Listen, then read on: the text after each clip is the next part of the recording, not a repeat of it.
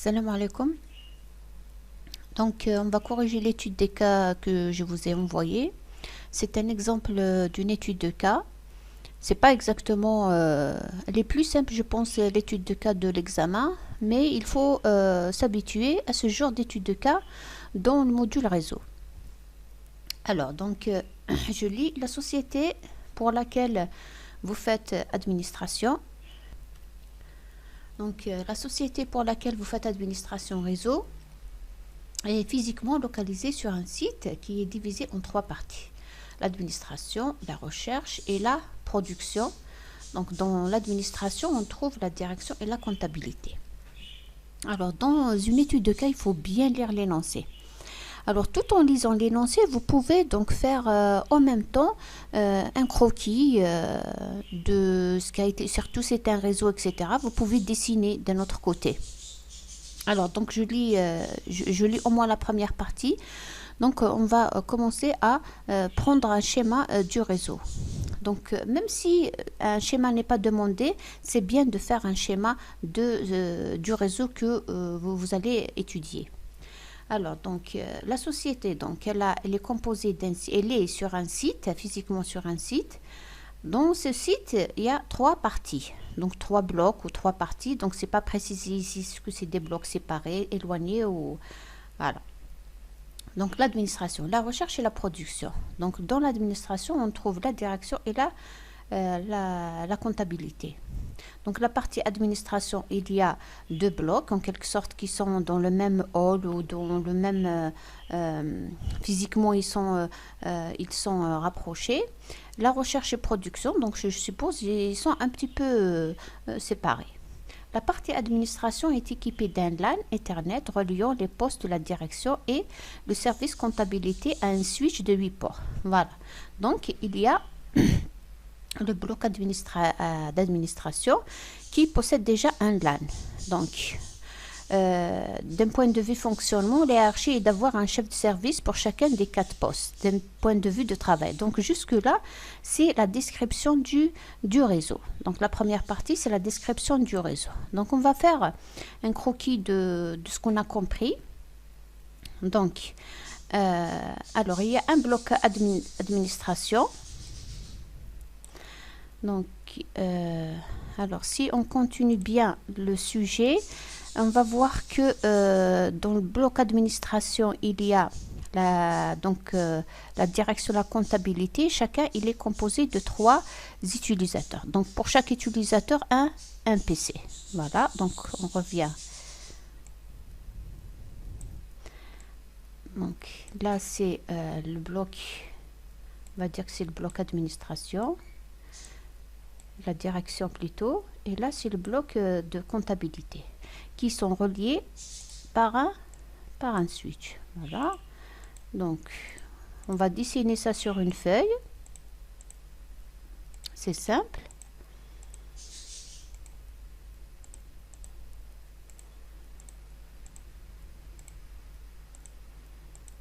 Voilà, donc pour ce qui concerne la direction, on rajoute, donc là c'est la bien identifier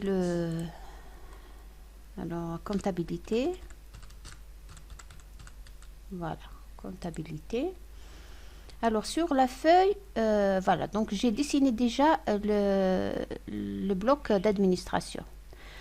Donc, alors dans la suite, d'un point de vue fonctionnement, la hiérarchie est d'avoir un chef de service pour chacun des services, ainsi que des agents dans ces services. D'un point de vue de travail, les documents importants, donc on va y revenir. Les employés de chaque seul travail, donc tout ça c'est le travail. Est-ce que les deux autres services ils sont reliés en réseau? Donc ils ne sont pas reliés en réseau. Donc il n'y a que la direction, le bloc d'administration qui est composé de direction de comptabilité qui sont reliés en réseau. Donc les deux autres ne sont pas reliés en réseau. Donc je reviens à mon schéma.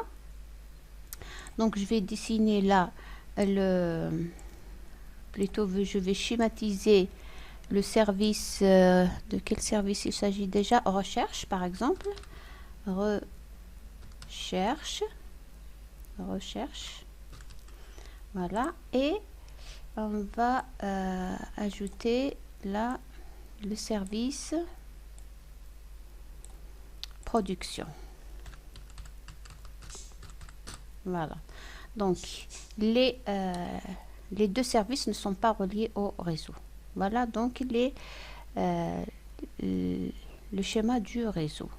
Alors si on continue, alors on a pour chaque PC un utilisateur, donc on a les noms des utilisateurs ici, dir 1, dir 2, etc. Donc je peux revenir à mon schéma. Pour chaque PC, je vais changer le nom du PC, par exemple ici direction, donc dir 1. Voilà. Donc je continue de changer les noms des PC et je reviens.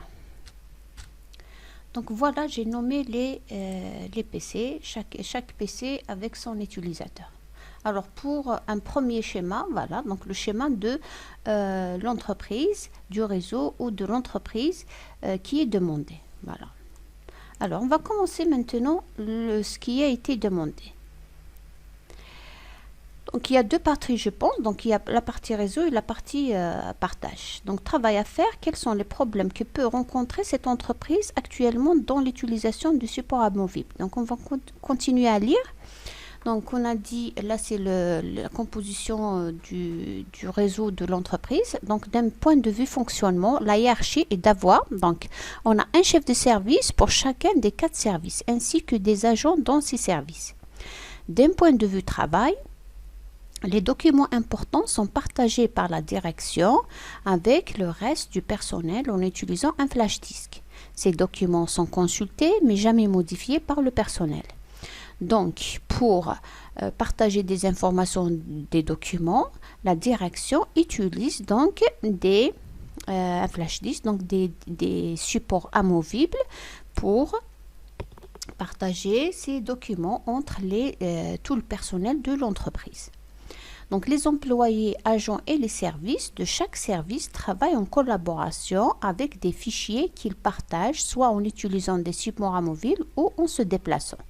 Donc qu'est-ce qu'on comprend ici? Dans chaque service recherche et production, comptabilité, direction, surtout donc la recherche-production, ils travaillent donc en collaboration.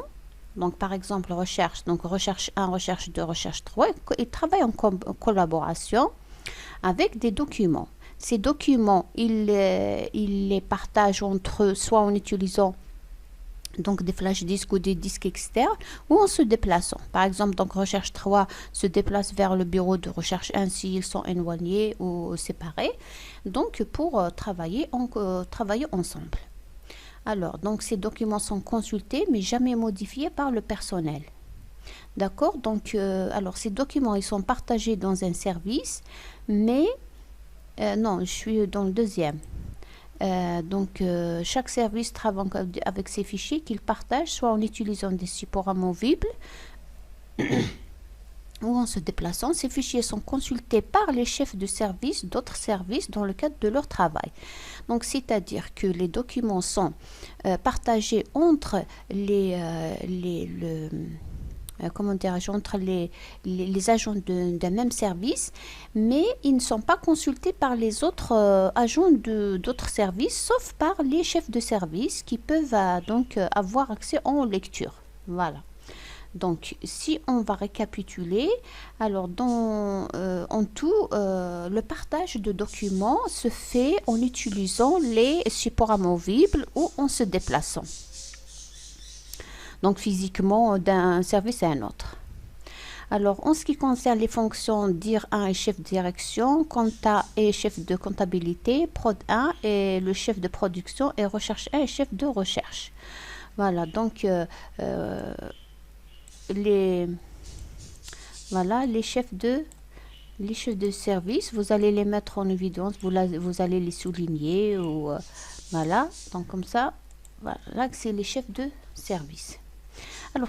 Alors, quels sont les problèmes que peut rencontrer cette entreprise actuellement dans l'utilisation de supports amovibles? Alors, donc, il n'y a pas uniquement l'utilisation du support amovible, il y a aussi le déplacement des agents.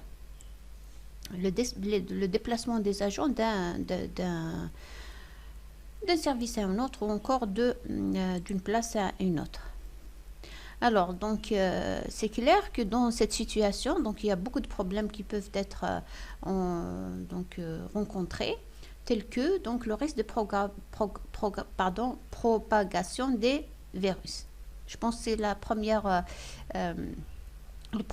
premier problème, surtout si les PC ne sont pas équipés d'un antivirus. Ça, c'est un risque qu'il ne faut pas négliger, donc le risque de propagation de virus. Alors, des fichiers erronés et non mis à jour, oui, donc le fait que les fichiers ils sont éparpillés, il y a un travail collaboratif entre les agents, donc c'est possible qu'un agent il va travailler sur un fichier, c'est pas le même, il n'a pas été copié par l'autre agent, donc il y a un problème entre quelqu'un travaillé sur un fichier qui n'est pas mis à jour, etc. Le déplacement des agents engendre des pertes de temps, certainement. Donc, le fait qu'un agent va se déplacer vers un autre agent, donc toujours dans le cadre du travail collaboratif, il y a une perte de temps. Donc une perte de production. Et donc, ça va engendrer aussi à long terme une perte d'argent, par exemple. Par exemple, lorsqu'il se déplace, c'est possible que donc il va prendre le fichier sur un flash disk et lorsqu'il va arriver à l'autre agent, donc il va se rendre compte comme quoi c'est pas le bon fichier qu'il a pris, donc il revient pour copier l'autre fichier, etc. Donc c'est des problèmes qu'on rencontre même donc dans la vie active lorsqu'on travaille sur des machines qui ne sont pas en réseau ou le partage n'est pas activé. Alors, les fichiers ne sont pas sécurisés, certainement. Donc, les fichiers sont sur des flash disques, donc ils ne sont pas sécurisés. Alors, donc là, voilà, donc en tout, vous pouvez rajouter d'autres problèmes, mais c'est les problèmes principaux que rencontre une entreprise lorsqu'elle utilise les supports amovibles pour partager des documents. Deuxièmement, donc en tant qu'informaticien, on vous sollicite pour remédier aux problèmes cités en 1. Déjà, vos sociétés, vous faites l'administration réseau. Donc déjà, vous êtes dans l'entreprise, donc vous êtes l'informaticien dans l'entreprise. Hein. Alors, en tant qu'informaticien, on vous sollicite pour remédier aux problèmes cités en 1. Que proposez-vous comme solution? Vous allez vous contenter d'une solution poste à poste au départ. Oui, donc l'entreprise, on peut faire beaucoup de solutions. Donc, une solution poste à poste et une solution client-serveur. Donc, on va se limiter au poste à poste puisque c'est ce qu'on a fait en cours. Donc, on va se limiter au poste à poste, ne pas penser à autre chose. Donc, toute proposition doit être justifiée ou commentée, utiliser des schémas ou des tableaux. Donc là, c'est vraiment général, c'est à vous de proposer les solutions que vous voyez donc pour remédier aux problèmes qu'on vient de citer. Alors, premièrement, je ne sais pas ce que je vous ai demandé de faire un croquis de votre solution, donc je ne sais pas ce que vous avez fait. Alors, donc là, il faut vraiment penser, il faut bien comprendre l'architecture de l'entreprise et ce qui est demandé. Donc là, on remarque que, donc on va revenir, le problème c'est quoi? En fait, le problème c'est le partage de documents. Donc, la solution c'est de partager les documents de manière sécurisée et de manière à ce que tous les agents vont accéder aux dossiers qu'il faut et modifier les fichiers qu'il faut, etc. Alors, on revient à notre entreprise. Donc, on a une direction, comptabilité, recherche, production. Donc, la première des choses, on remarque que le service recherche et le service production ne sont pas en réseau et ne sont pas connectés à la première partie, donc la direction et la comptabilité. Donc, la première des choses à faire, c'est de proposer de relier déjà tous les agents de l'entreprise au réseau. Donc là, vous pouvez, donc chacun, il peut proposer la solution qu'il veut. Par exemple, ici, donc on peut proposer, rappelons que, donc il ne faut pas oublier, alors que là, le switch du bloc administration, il a 8 ports. Donc ce switch, il a 8 ports seulement. Alors, s'il a 8 ports, ça veut dire que on ne peut pas, par exemple, relier tous les autres. Donc 1, 2, 6. Donc, en tout, là, donc, c'est 6 postes. Donc, il reste 2 ports vides. On ne peut pas relier le reste du réseau vers le même switch. C'est clair. Là, c'est la première constatation. Donc, qu'est-ce qu'on va faire? Soit, donc, il y a plusieurs solutions. Donc, je peux prendre, par exemple, cette solution. Je peux, puisqu'étant donné que dans l'exercice, c'est pas mentionné, est-ce que recherche, production, est-ce qu'ils sont éloignés, ne sont pas éloignés, etc.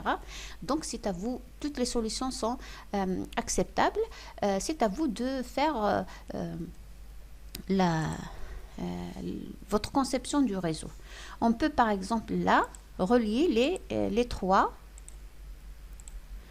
plutôt les 2 services au même switch comme au niveau de direction.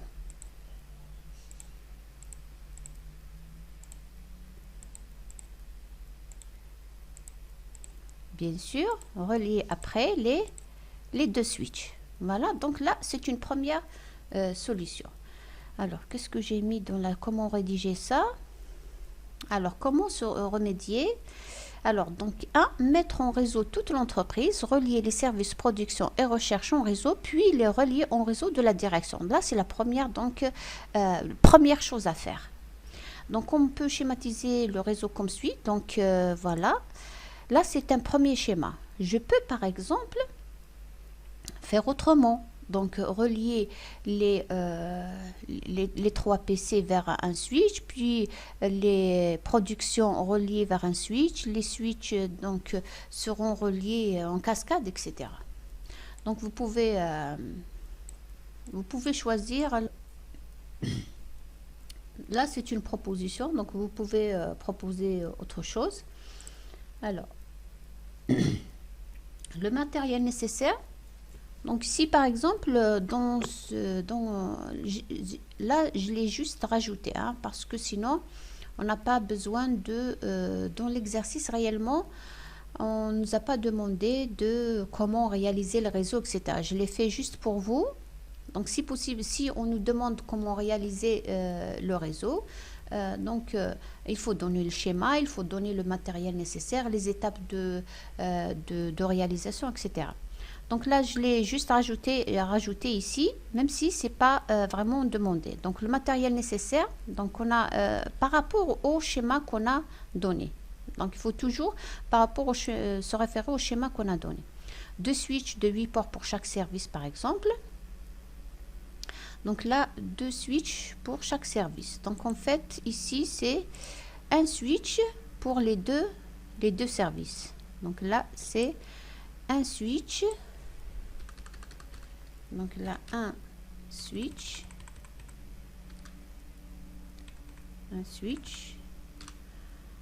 de 8 ports pour relier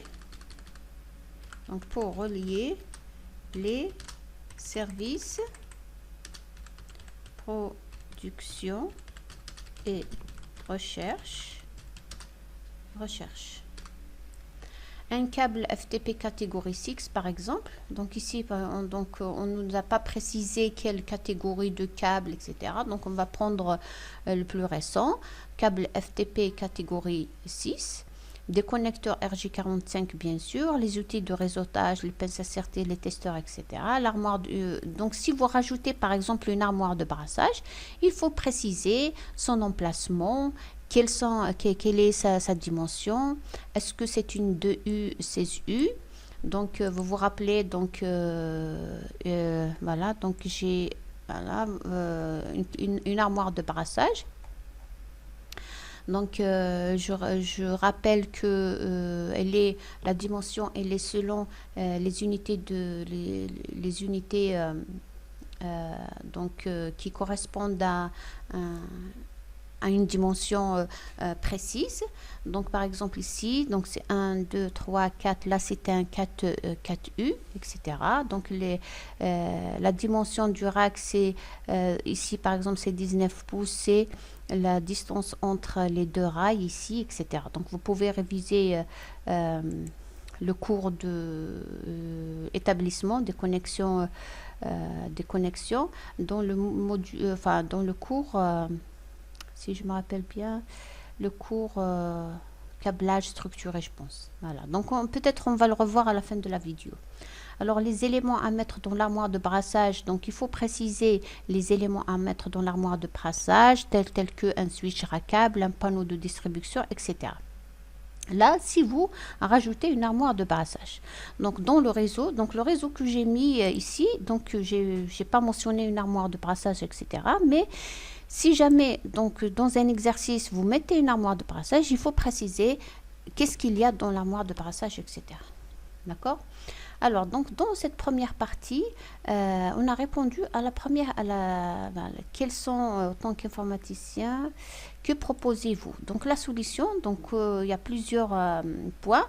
Donc, un, c'est mettre en réseau toute l'entreprise. Dans la mise en réseau, donc, on va définir quel est le matériel nécessaire. Moi j'ai rajouté ici un switch, donc vous devriez dire, donc voilà, on rajoute un switch. Qu'est-ce qu'il va faire ce switch? Il va relier donc recherche et production, bien sûr. Donc la réalisation du réseau, vous pouvez le rajouter, donc quel est le matériel nécessaire, etc. Si par exemple vous avez rajouté un switch pour recherche et un switch pour production, donc vous devriez mentionner deux switches, etc., que vous allez relier ensemble, etc. Voilà donc dans cette première partie. Donc la première partie, donc c'est mettre en réseau toute l'entreprise. Très bien. Donc une fois que le réseau il est voilà, donc il est en place, où vous avez mis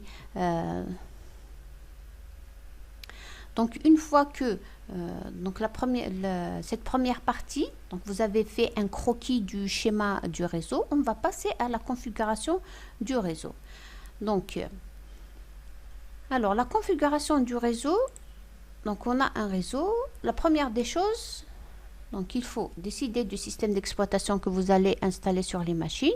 Alors dans l'exercice, c'est pas mentionné sur les machines qu'est-ce qu'il y a comme système d'exploitation. Donc on va supposer par défaut, donc certainement, donc c'est des systèmes d'exploitation clients qui sont sur tous les PC, Windows 10, Windows 8. Voilà. Donc se poser la question quel système d'exploitation il y a sur les machines. Donc puisqu'il y a un réseau, donc il faut configurer les adresses IP. Voilà, donc on revient. Alors la configuration du réseau, on suppose ici que le système d'exploitation installé sur les machines est un système d'exploitation client. Donc il faut le dire, c'est un point. Donc il faut mentionner qu'il faut des systèmes d'exploitation clients. D'accord? Donc il faut le supposer, il faut l'écrire. Parce qu'il ne faut pas le penser, vous allez dire, non, c'est par défaut, c'est évident, non. Donc, la première des choses, configuration du réseau, on pense au système d'exploitation. Donc là, on suppose que le système d'exploitation installé, c'est le système d'exploitation client.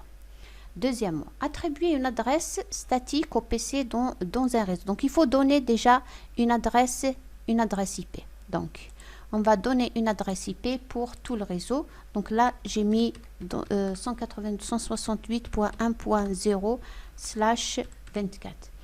Alors, donc ici, je vais zoomer un peu. Voilà. Voilà.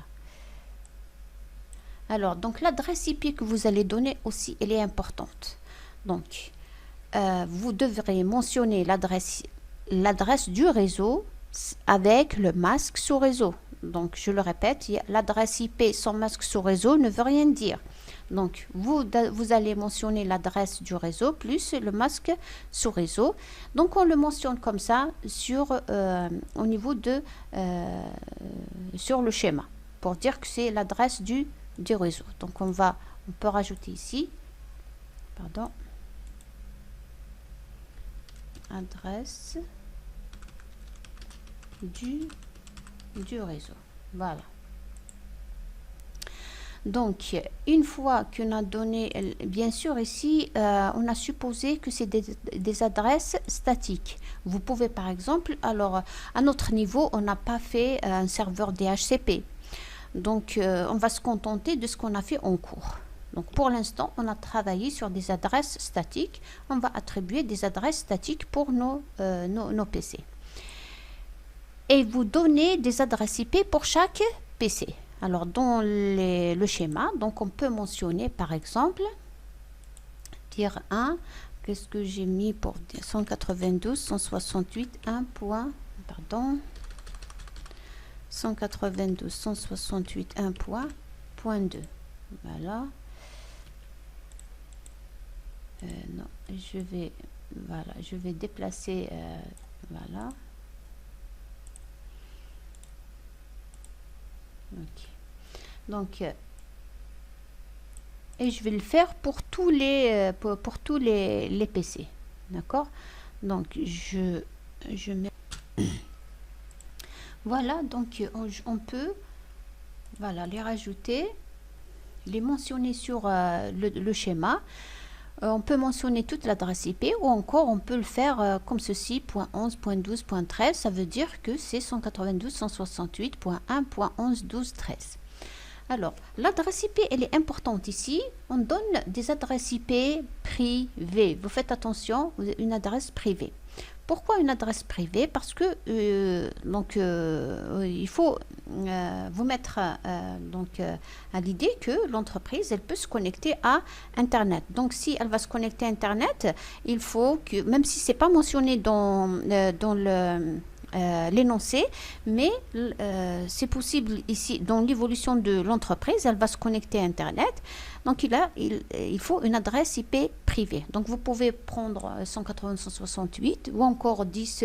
Ce que vous voulez, et 172, etc. Alors, pourquoi je n'ai pas mis, par exemple, ici, je n'ai pas commencé par 1.1, parce que généralement, le modem, c'est 1.1. Mais ce n'est pas obligatoire, mais l'essentiel, donc, on peut rajouter ici. Alors, donc, attribuer une adresse statique le réseau, voir le schéma. Donc, d'ici, par exemple, on peut rajouter, donc, l'adresse est une adresse privée, voilà, pour permettre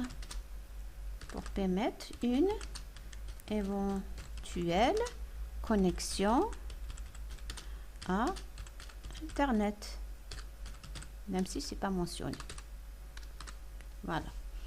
Donc, on a mentionné le système d'exploitation qu'il faut installer, attribuer une adresse IP statique, on l'a fait. Si par exemple on vous donne un schéma, donc il y a un schéma déjà, là c'est le schéma, c'est nous qui l'avons réalisé. Mais c'est possible qu'on vous donne déjà un schéma, il y a des adresses IP déjà sur les PC. Donc là il faut voir les adresses IP ce qui existe déjà, ce que vous allez proposer, hein.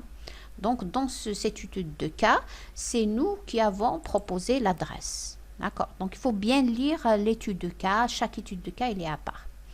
Alors, pour la configuration du réseau, configurez le même groupe de travail sur tous les PC. Donc, ici, j'ai proposé Workgroup. Vous pouvez proposer ce que vous voulez. Par exemple, si l'entreprise a un nom, on peut donner le nom de l'entreprise, etc. Donnez les noms significatifs au PC qui représentent par exemple le nom du poste ou le nom de l'utilisateur. Là, c'est très très important aussi. Dans une entreprise, vous n'allez pas laisser les PC avec leur nom par défaut. Donc, c'est incompréhensible. C'est du n'importe quoi. Donc, il faut donner des noms significatifs. Parce que dans le partage réseau, on va identifier les PC par leur nom. C'est le nom NetBIOS des PC. Alors, vous donnez à la fin donc un tableau de préférence. Vous donnez un tableau, voilà. Donc, ici, les utilisateurs des ordinateurs, le nom de l'ordinateur. Par exemple, ici, j'ai proposé PC dir 1 pour dire que c'est le PC de l'utilisateur dir 1, l'adresse IP et le groupe de travail. Donc, si c'est la même chose pour... il est long, si je fais un long tableau, vous pouvez donner tout le tableau ou encore une partie. Et c'est la même chose pour le reste. Et puis, désactiver le pare-feu. Donc, en cours, on n'a pas fait comment ajouter l'exception pour autoriser le ping. Donc, on va dire désactiver le pare-feu pour l'instant. Donc, voilà pour la configuration du réseau. Donc, la première des choses, c'est mettre en réseau de l'entreprise. La deuxième des choses, c'est configurer le réseau. Donc, jusqu'à présent, on a configuré le réseau. On a bien mentionné dans notre schéma tout ce qu'il faut mentionner. Normalement, on n'a rien oublié. Alors, maintenant, création des utilisateurs au niveau des PC. Donc, c'est clair, lorsqu'on fait un partage, donc certainement, on va créer des utilisateurs. C'est possible que l'entreprise a déjà des utilisateurs, mais là, il faut donner des utilisateurs précis selon ce qu'on veut partager après. Alors, sur chaque PC, un utilisateur sera créé qui porte le nom de l'utilisateur. Donc, il faut donner comment vous allez nommer les utilisateurs. Ici, on garde ce qui a été donné dans l'étude de cas, dans l'énoncé. On a des utilisateurs, on a donné leur nom, dire 1, compte 1, prod, etc. Donc, on laisse les noms tels qu'ils sont, dire 1, dire 2, etc. avec un mot de passe. Alors, les utilisateurs vont tous appartenir au groupe administrateur, c'est-à-dire que chaque utilisateur sera administrateur de son PC. Donc, au niveau de chaque PC, on va créer par exemple le niveau du PC dir 1. Au niveau du PC dir 1, donc on va créer un utilisateur dir 1 qui est membre du groupe administrateur. Donc, chaque utilisateur sera administrateur de sa machine. Très bien. Maintenant, configuration de partage. Pour l'instant, donc on va, on a configuré les PC, les utilisateurs du PC. Configuration de partage maintenant. Configurer tous les PC avec partage avec mot de passe pour plus de sécurité. D'abord, donc il faut mentionner comment vous allez procéder pour le partage. Est-ce que c'est le partage avec mot de passe ou encore partage sans mot de passe? Donc, on préfère faire partage avec mot de passe pour plus de sécurité et pour ne pas donc rentrer dans les autorisations NTFS, etc. Donc, partage avec mot de passe, c'est plus sécurisé car il n'y a que les utilisateurs qui sont dans l'entreprise qui ont un accès à un tel ou tel dossier qui vont avoir accès. Alors, sur le PC, par exemple, donc on va prendre un exemple. Sur le PC dir 1. Alors, dir 1, c'est le chef de service. On va commencer maintenant donc cette deuxième partie qui parle de cette deuxième partie. Voilà, donc qui parle de... on va le mettre en rouge, comme ça, voilà. Qui parle de partage. D'accord? Donc... ok, alors, sur PC1, c'est le chef de service. Je vais créer un dossier appelé commun qui aura les autorisations suivantes. Alors, pour répondre à, voilà, d'un point de vue travail, des documents importants sont partagés par la directeur, donc c'est le chef de service, donc en l'occurrence dir 1, avec le reste du personnel, donc tout le personnel, en utilisant un flash disk. Ces documents sont consultés mais jamais modifiés par le personnel. Ces documents sont consultés mais jamais modifiés par le personnel. Donc, sont consultés mais jamais modifiés. Voilà. Alors, les autorisations. Donc, déjà, on va créer un dossier sur dir 1. Dir 1, donc on va créer un dossier qui s'appelle commun. Donc, je vais écrire donc commun, c'est un dossier. Alors, pour chaque dossier que vous allez créer, il faut donner les autorisations qu'il faut. Les autorisations, bien sûr. On aura les autorisations de partage. Il faut le mentionner. Hein? Le partage suivant. Le dossier commun sur PC de dir 1, donc déjà sur dir 1, les utilisateurs. Utilisateur dir 1 qui est le chef de service, il aura un contrôle total. Et tout le monde aura une lecture. Pourquoi? Parce qu'on a répondu à Voilà, donc ces documents sont consultés mais jamais modifiés par le personnel. Donc tout le personnel il va avoir accès, mais juste en lecture. Très bien. Donc on va maintenant répondre à... attendez. Avant, voilà.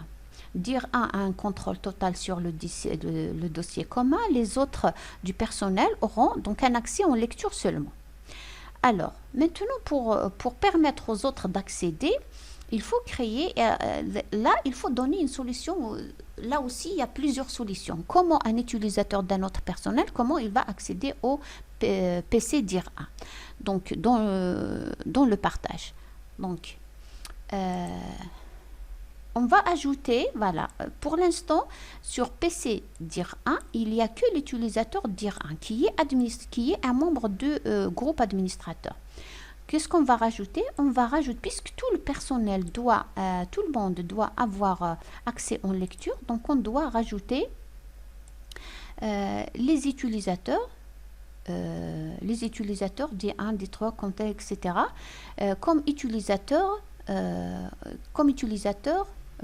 Plutôt comme des comptes utilisateurs dans le groupe utilisateur. Alors, dire 1, dire 3, etc. On va les rajouter avec les mêmes mots de passe. Vous vous rappelez? Donc, sinon, il y aura un problème d'accès. D'accord? Donc, pour le PC dire 1, donc on a dire 1 qui est administrateur et tous les autres utilisateurs. On va les créer au niveau de dire 1. Là, c'est une solution. Vous pouvez aussi donc proposer une autre solution. Par exemple, créer un utilisateur commun, voilà, entre tous les PC. Donc, dire 1, on va... Là, c'est une autre solution. Hein. Donc, on va rajouter, par exemple, user 1, donc qui est dans utilisateur, qui est dans le groupe utilisateur, user 1. Ce user 1, si je la rajoute ici, je vais aussi la rajouter. Donc, on doit mentionner ici. Donc, on va le rajouter. Donc, un utilisateur qu'on va ajouter aussi sur tous les PC,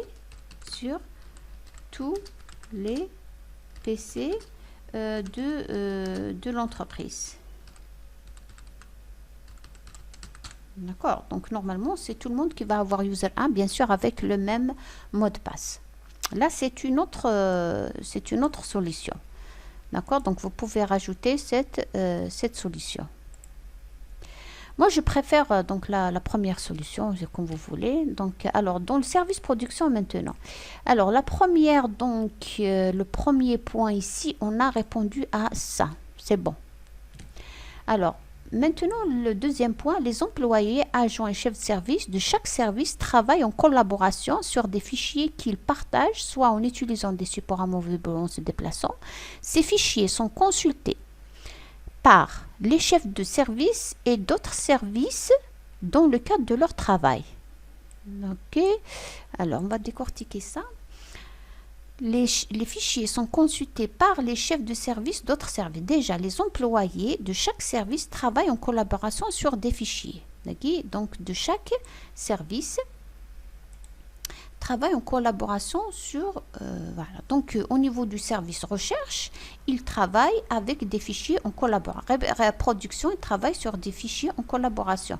Comptabilité, travaille des fichiers en collaboration.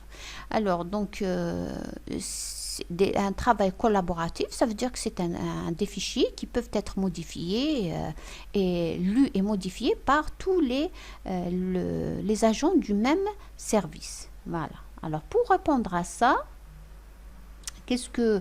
voilà, moi, je propose ceci. Dans le service, on va prendre un exemple, service production. Sur PC Prod, qui est utilisé par le chef de service, voilà, donc on va créer un dossier. Dans chaque cas de partage, il faut décider sur quel PC que vous allez partager. Donc, généralement, on partage, par exemple ici, voilà, donc on va partager sur chez le PC du chef de service parce que c'est le chef de service, donc c'est plus sécurisé. Donc un dossier sera créé, production, qu'on va appeler production selon le service production. Les noms des dossiers ici doivent être significatifs, c'est pas du n'importe quoi. Donc un dossier sera créé production qui sera partagé et qui aura les autorisations de partage comme suit. Donc, alors, prod 1 qui est le chef de service, il a un contrôle total. Prod 2, prod 3 qui sont dans le même service que prod 1, donc ils vont avoir l'autorisation de modification. Donc ils peuvent lire, ils peuvent modifier, etc. Mais donc on va rajouter recherche 1, dire 1 et compte 1 en lecture. Les chefs de service ont le droit de lecture pour répondre à la deuxième partie de ça. Donc les fichiers sont consultés par les chefs de service d'autres services dans le cadre de leur travail. Donc on va autoriser les chefs de service d'autres services pour en lecture. Voilà, donc on fait de même. Attendez. Donc là aussi, on va se poser la question. Là, on a un dossier qui est partagé, on a donné des autorisations. Maintenant, il faut penser à l'accès à ce dossier-là. Les autres utilisateurs, comment ils vont accéder à ce dossier? Les utilisateurs qui auront accès au dossier doivent avoir un compte utilisateur sur le PC. Donc, dans la même optique que la première solution, alors, les utilisateurs au niveau de prod 1, donc on a prod 1 qui est chef de service, qui est sur son PC, qui est administrateur. On va rajouter compte 1, prod 2, prod 3, recherche 1, dire 1 comme utilisateur. Alors, pour prod 2 et prod 3, c'est des agents du même service. Et compte 1, rush 1 et dire 1, c'est les chefs de service d'autres services. Donc, ils peuvent avoir accès en lecture. Sinon, par exemple, recherche 2, recherche 3, donc ces utilisateurs, donc compta, etc., ne peuvent pas avoir accès à... alors ici, par exemple, dire 1, on a créé le dossier commun. On peut le rajouter ici. Voilà, donc...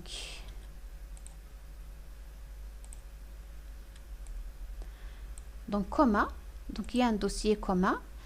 Est-ce qu'on peut changer la... Je ne sais pas si c'est possible de changer la couleur. Normalement non. Ok. Alors commun, c'est un dossier. Si, très bien. On a proposé dans production. Voilà, production. Donc de production. Voilà. Ok.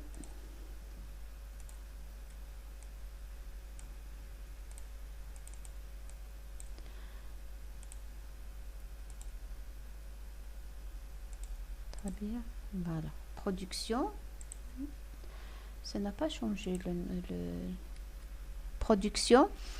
On fait de même, donc on revient. On peut même ajouter donc sur le schéma les utilisateurs. Bon, je préfère le tableau pour ne pas encombrer le schéma. Alors production, donc c'est bon. Voilà. Les utilisateurs qui auront accès au dossier doivent avoir un compte sur le PC. Donc voilà. Ok, alors la même chose dans le service recherche. Sur le PC recherche, il est utilisé par le chef de service recherche 1. Un dossier sera créé qui s'appelle recherche, par exemple, qui sera partagé et qui aura les autorisations de partage comme suit. Donc, recherche 1, contrôle total.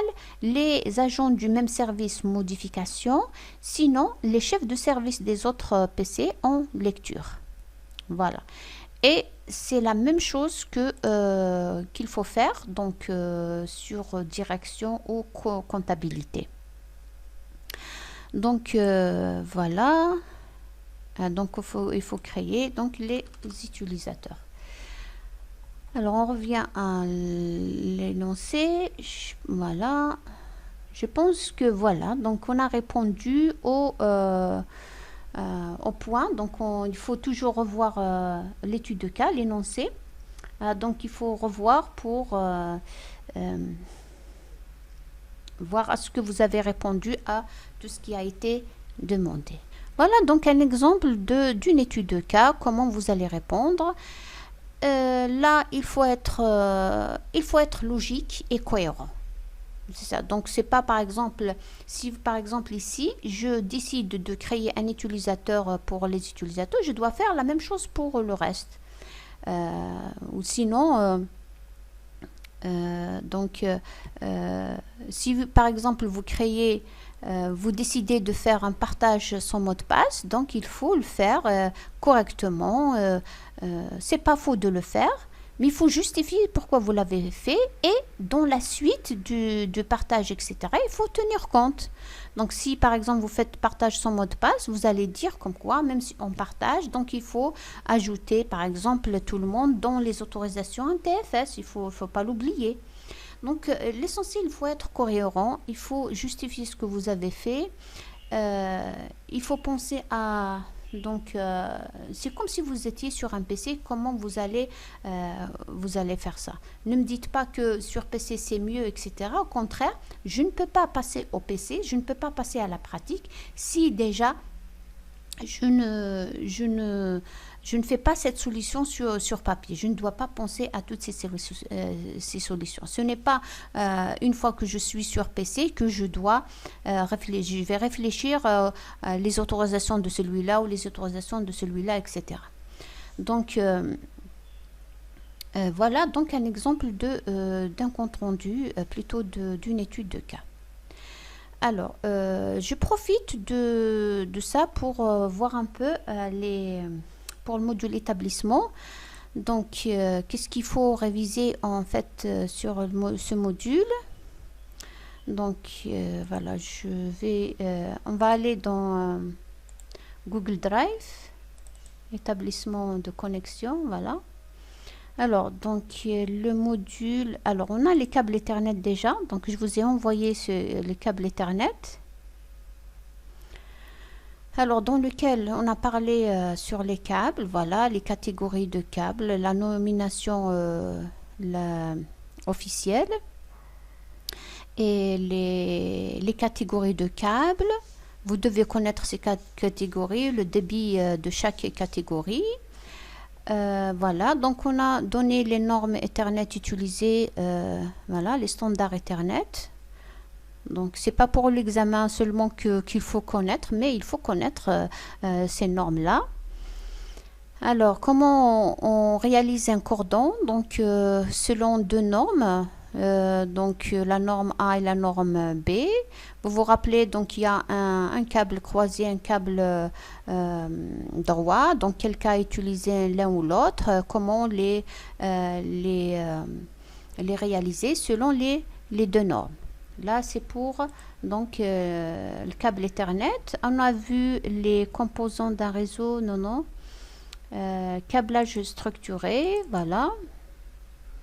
Alors, dans le câblage structuré, voilà, il faut comprendre qu'un câblage structuré, il est composé donc d'un câble, d'une connexion entrante qui vient d'Internet, de l'extérieur. C'est le point d'entrée, c'est le point de liaison entre l'extérieur et l'entreprise. Une salle technique ou une salle de serveur, c'est un local technique. Un câblage horizontal et un câblage vertical. On a vu qu'est-ce qu'il y a dans l'armoire. Voilà, dans l'armoire de brassage par exemple, on a vu toutes ces caractéristiques, ces dimensions, pourquoi on appelle par exemple 19 pouces, etc. Voilà, comment on appelle les unités, comment on appelle les dimensions d'une unité, comment on appelle les éléments qu'on met dans l'armoire de brassage, ou quels sont les éléments qu'on met dans l'armoire de brassage, etc. Donc il faut réviser tout ça. Donc quelles sont les dimensions que lorsque je fais un câblage horizontal ou un câblage vertical, qu'est-ce qu'il faut comme normes, etc. Je pense que tout ça, il faut le réviser, hein, c'est clair. La même chose dans l'établissement, vous pouvez avoir une étude de cas où vous allez faire comme on a fait dans compte et permission. Vous allez proposer un réseau, vous pouvez donner les équipements, etc. Voilà donc ce qui concerne l'étude de cas. Voilà, j'espère que vous allez travailler. Bon courage.